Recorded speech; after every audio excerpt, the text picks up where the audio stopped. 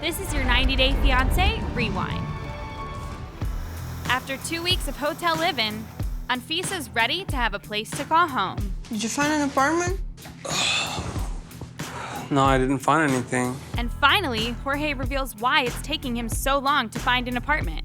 I have a criminal background. I told you that I work in the medical marijuana industry. When I started, it wasn't as legal.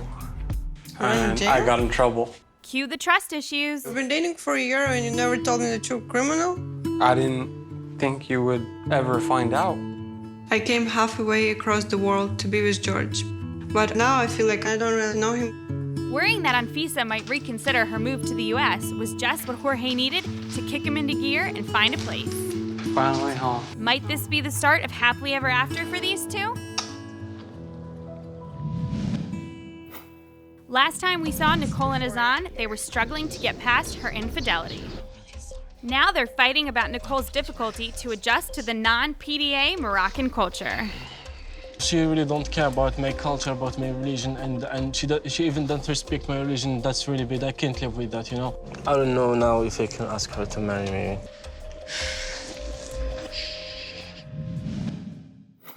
At last, we finally got to meet our final couple, Narkia and Loo. We met on social media about 2 years ago in a group for plus-size women. And at that time, he told me he was a Nigerian prince.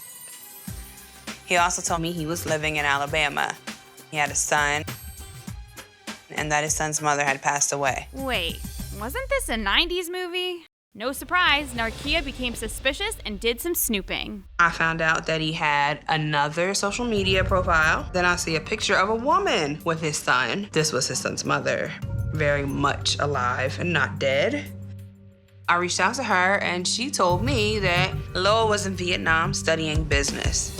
He catfished her, and she confronted him. He just said, "You're right, I'm sorry, I'm glad you know," and I was pissed.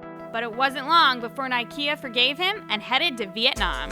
The 9 days that I spent with Loo were probably like the best 9 days of my life. And he proposed.